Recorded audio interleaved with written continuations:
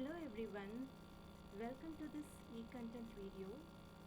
The poem that is taken for analysis today is written by Taslima Nasrin. The title of the poem is Border. Taslima Nasrin is a Bangladeshi writer and she has written a great deal about the oppression of women in her works. The poem Border, which is taken for reading today, is told from the point of view of a woman who has decided to leave her family to live a life of freedom. She has decided to end the long wait for freedom and dreams to live a life of her own. Let us read the poem line by line. At the outset of the poem, the speaker is telling her family members about her decision to be away from them for quite some time. She says, "I am going to move ahead. Behind me, my whole family is calling."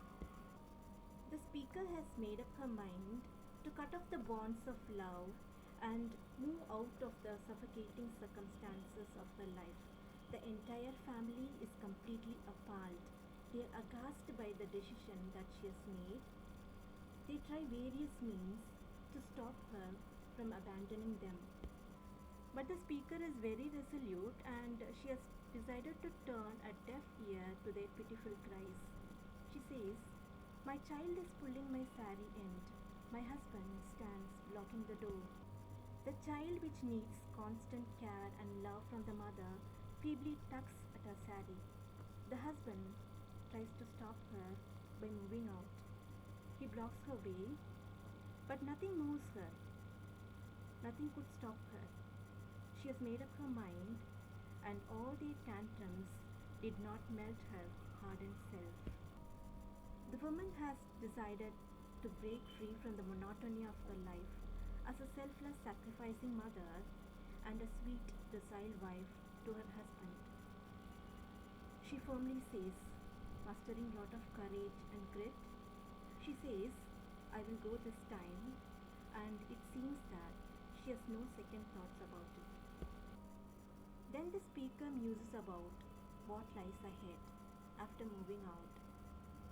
She is not worried. She knows very well what lies ahead.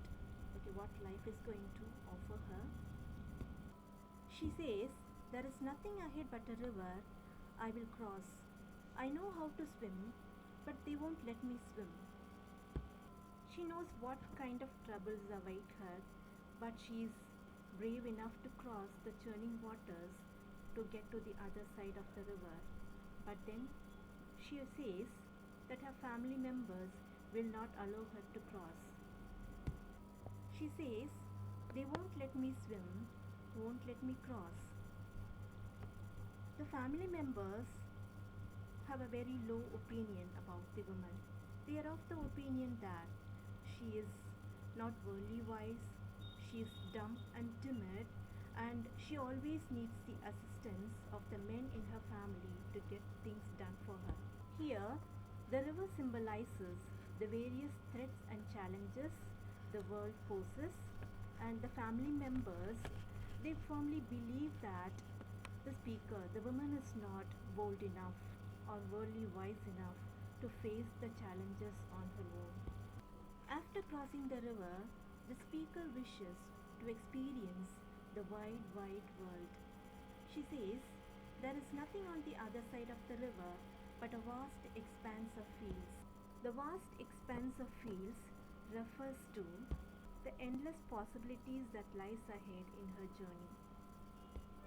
The fields are empty and barren because she is free and uncommitted, and there are no restrictions imposed on her. The speaker has a list of things to do after she sets foot on the other side of the river. Once she crosses the river, she is free and safe from the family that entails her freedom.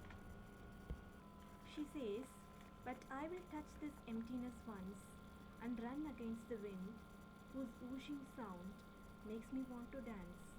I will dance someday and then return."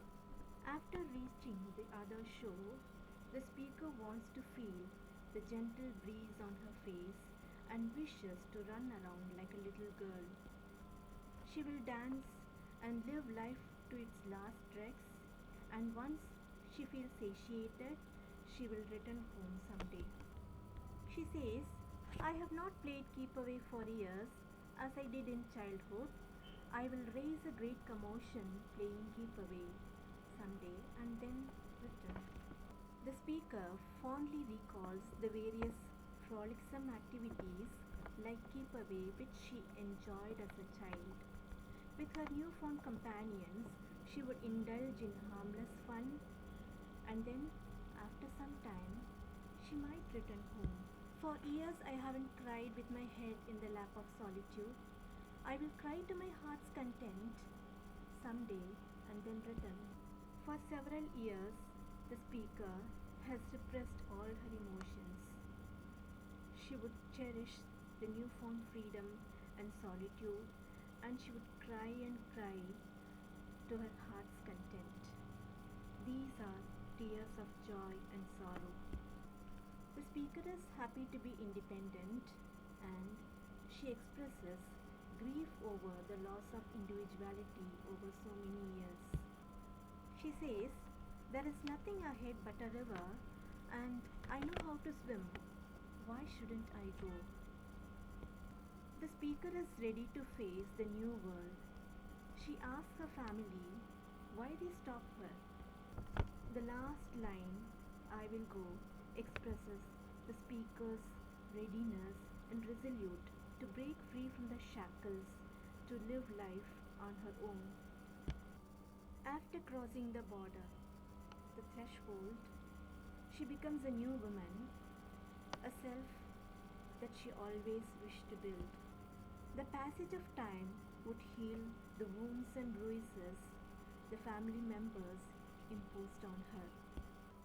Then she would revert back to her home and she would live her own life. She would take up her role as a mother and a wife. We have come to the end of the e-content video. Thank you.